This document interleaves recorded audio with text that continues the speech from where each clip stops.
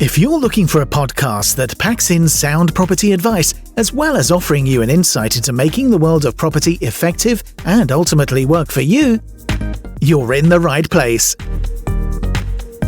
Hosted by Arsh, the original property rebel. He's written an Amazon bestseller, created the Property Investor app, the UK's first, and is an experienced property mentor. More importantly, he talks the talk and walks the walk.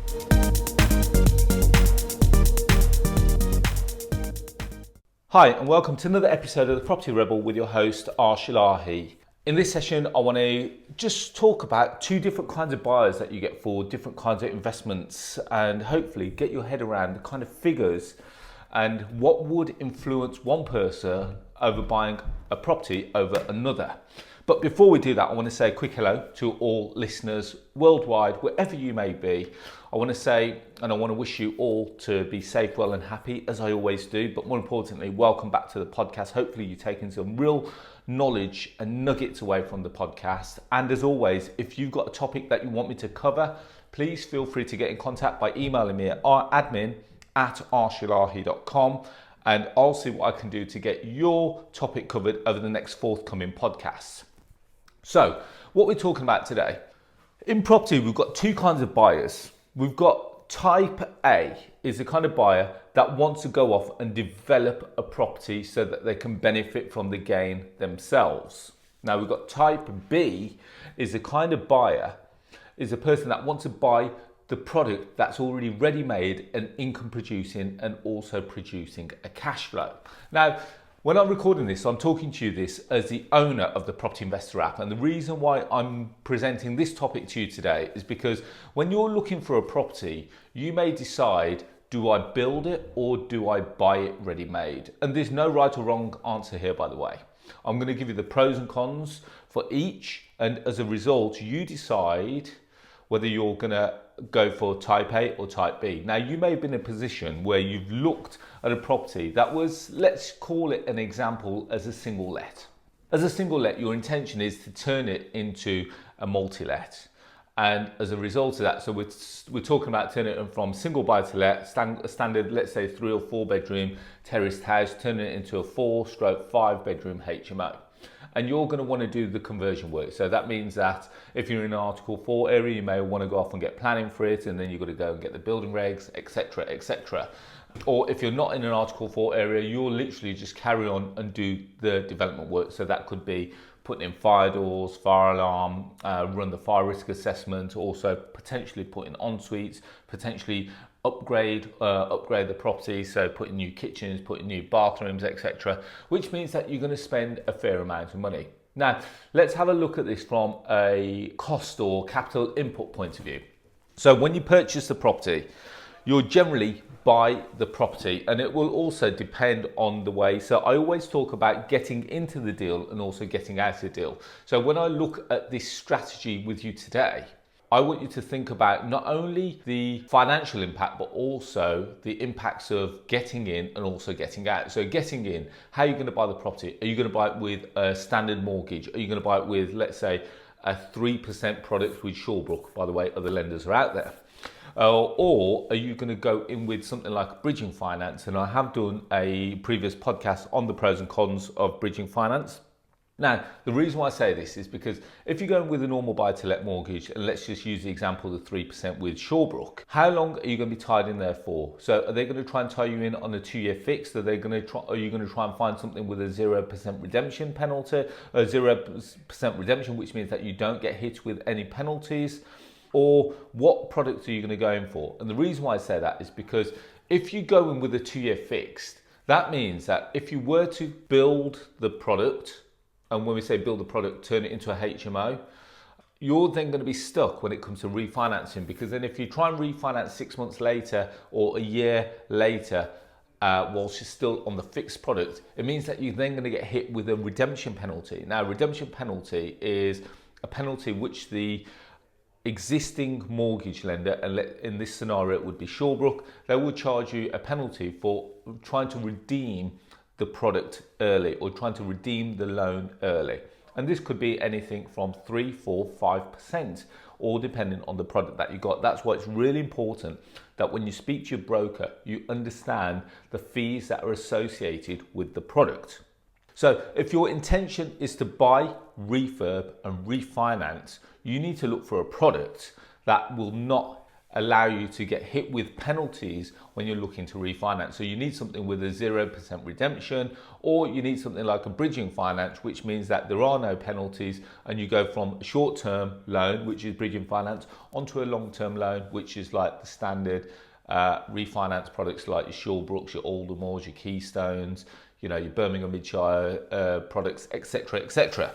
Now, so that's one thing. So when you're developing it, not only do you need the funds to acquire it, so you're looking at your 25% deposit, you're looking at your legal costs, you're looking at your stamp duty costs, you're looking at all the other costs associated, plus the development costs. And so if we just say that the purchase price is £100,000, so 25% is 25,000, plus you've got your legal costs, then you've got your stamp duty, so straight away that's roughly around 4,000, 5,000. So to acquire the property, you're going to need approximately £30,000. Now, if you're going to turn this into a high-end HMO, you may then want to spend another 20, 30, maybe £40,000 on developing that product and turning it into that HMO.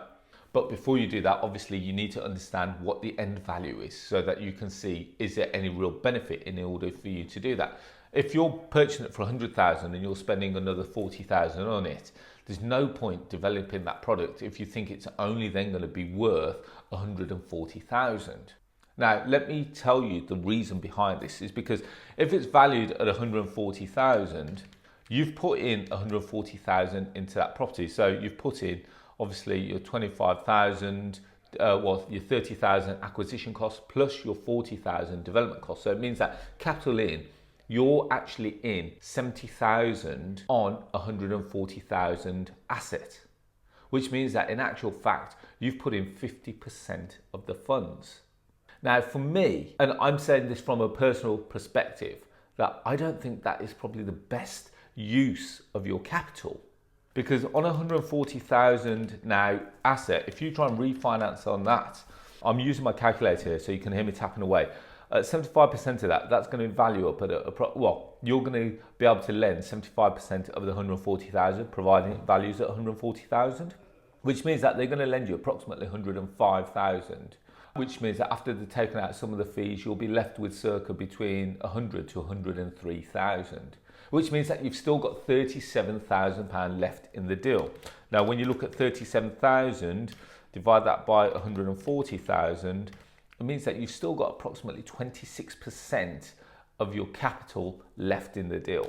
It's a lot of money to leave in the deal. And if the property's cash flowing quite heavily, or is cash flowing, £1,000 or £2,000 a month, you've then got to calculate how long is it going to take for you to get that back. If it's £1,000 a month, and let's just imagine that it's 36,000 that's left in the deal, it's going to take you 3 years based on full occupancy and after all costs. So you need to have a look at this. Now, the alternative for this is to buy ready-made. The reason why I say ready-made is because if you're purchasing a property that's already ready-made, first of all, time is a big factor. So some people may not have the time to go off and develop the HMO. So they don't want to deal with builders, they don't want to have to go through the planning, they don't want to have to deal with the time delays and all the other issues that builders, planners and architects bring to the table. They literally just want a ready-made product that they can purchase, pretty similar to what you see on the Property Investor app. That's not a plug, by the way, but it is a great platform. Again, not a plug. So you'll see a ready-made product. So let's just use the same example there. So at 140,000, let's just see that you see a HMO there and the purchase price is 140,000. To get involved in that 140,000, let's just say if you borrow 75% of that, again, it's 105,000. So all you need to get involved in that deal is £35,000 plus your purchasing cost, so approximately £40,000.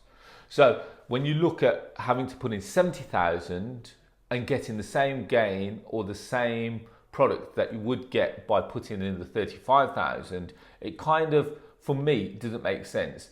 Yes, you can potentially you've got to then look at what your exit strategy is, the same as you would with type A. So I've called them type A. Type A is the one where you go and develop. Type B is the one where you buy ready-made. Now, again, if you're leaving all your money in the deal, you've got to ask yourself the question, how many times can you do this before you run out of money? Because no one is a bottomless pit of cash.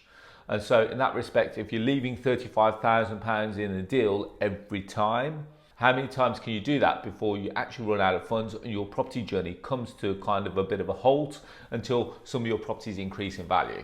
Now, one thing that I do, type A has got a better chance of refinancing at a higher value because they took a property when it was in need of some works, they've added some value and they've refinanced, which means they've got their money back out.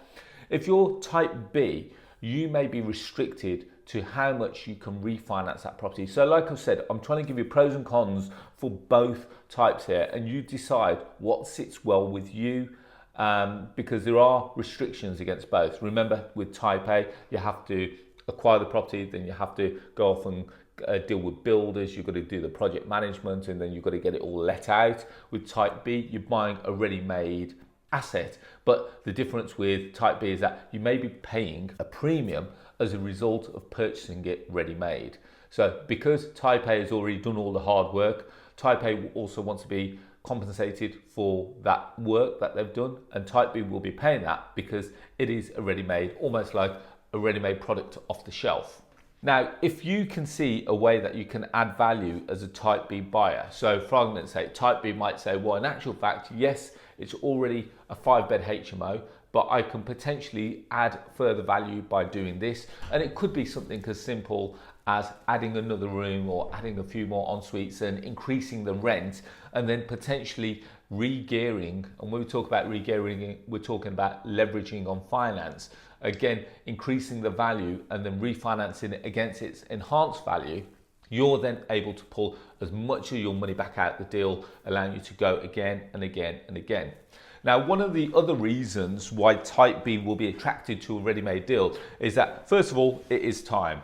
A lot of type B buyers will be people that also run other styles of businesses, so not always related to property, but also things like that they're in full-time employment, or they don't want the hassle of dealing with builders. That's a big negative for people that are type B buyers. But more importantly, another factor that could cause someone to become a type B buyer is location. Now, I'm going to use Birmingham and Wolverhampton as an example because they're my local cities. Wolverhampton and Birmingham are both Article 4 cities, which means that if I was a type A style buyer, I would have to jump through some hoops to acquire a property and then go through planning. Because it's an Article 4 city, I would then have to go off and acquire planning permission. And as you know, with planning permission, there's no guarantee that planning permission is going to be granted. You can put the application in. They will then have a look at how many of the HMOs are within the vicinity. They'll also communicate with the police and the agencies to see is there too many HMOs already in the area, and as a result of getting all that data, they'll either refuse or approve your application. So there is a bit of a risk attached to becoming a type A buyer, especially if you're in Article 4 locations. Now, if you're a type B buyer and you're already buying a ready-made HMO in an Article 4 area, you don't really have to worry about the issues that type A has to deal with. The reason being is that, first of all, if it's already ready-made HMO, you can very easily do your checks. How long has the HMO been running for? When did Article 4 actually come into play in that city? So, giving you an example, in Wolverhampton, Article 4 came into effect, I think it's September 2018. It may have been September 2017. Let's just use September 2018. So if I'm purchasing a HMO, the first thing that I would want to know is how long has it been running as a HMO? And if it's been running as a HMO after September 2018, my first question would be, can I see the planning permission, and also can I see a copy of the HMO license? Now, here's a little tip for you. Just because it may have a HMO license doesn't necessarily mean that it's got planning permission. And the reason being is that the two departments don't always talk to each other, especially in tough times like where we are right now, where a lot of the people are working from home. They don't necessarily communicate as frequently or as easily as they would have done when they're in the office.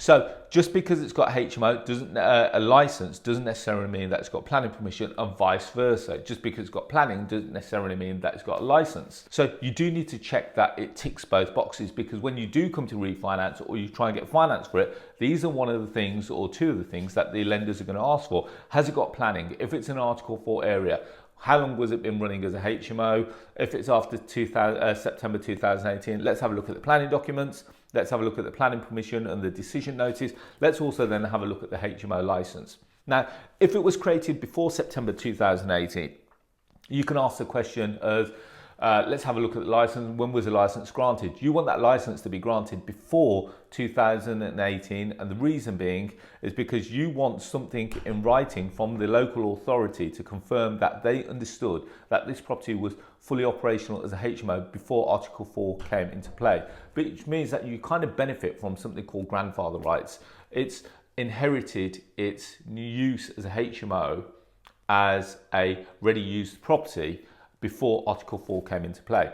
Now, if you're in an Article 4 area, you've got much better chances of generating commercial finance, or let's say a commercial valuation on your property, because if I wanted to go into an Article 4 area, there's no guarantee that I'm going to be able to set up a brand new one from scratch, which means that there are some hurdles for you to jump through. So there you have it, guys. You can kind of see, you make your mind up now. What benefits you most, Type A or Type B? Type A, you're going to probably benefit from a bit of capital. You're going to probably benefit from being able to refinance based on the fact that you've uplifted value. You're potentially going to also benefit from capital growth. The biggest negative for me is the fact that you're outlaying so much capital. If you're not in an Article 4 area and you've not done significant work to the property, I'm not sure how likely it is going to be that you're going to benefit from a commercial valuation. So if you're only going to be stuck at the bricks and mortar value, you really need to buy really well below market value in order for you to get your money back out. So that is a risk associated with the Type A. Type B, it is very straightforward. You're buying a ready-made product. You can check to see what's been happening over the last few years. Type A obviously has got to do all the hard work in order to create the product, but also to let the product, make sure that all the tenants are in there and it's income producing. Type B, they're already purchasing a ready-made asset, so you can have a look at over the years how that property has performed by looking at the accounts, by looking at the tenancy agreements, and also the sustainability of the product. Type B, because you're paying a premium, there may be questions asked about whether you can refinance as much of your money out of the deal. So these are all the pros and cons for it. But again, there's no right or wrong. It all comes down to what you're more comfortable with. With Type B, you may not have to you won't have to put in as much capital to acquire the property, but you may be leaving money in the deal. With Type A, you are putting in a lot more, because not only are you putting in the acquisition costs, but also you're putting in the development costs. So there's lots of pros and cons for and against.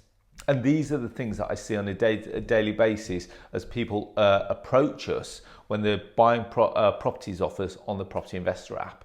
So guys, there we have it. Hopefully you've enjoyed that session. Hopefully that's made you kind of think as well. Think, well, do I really want to buy ready-made, or do I want to go off and develop? Because everyone will be on different stages of their journey. If you've got a little bit more capital, you've got a little bit more time, you may become Type A. If you're time restricted and also your location restricted, you may become Type B.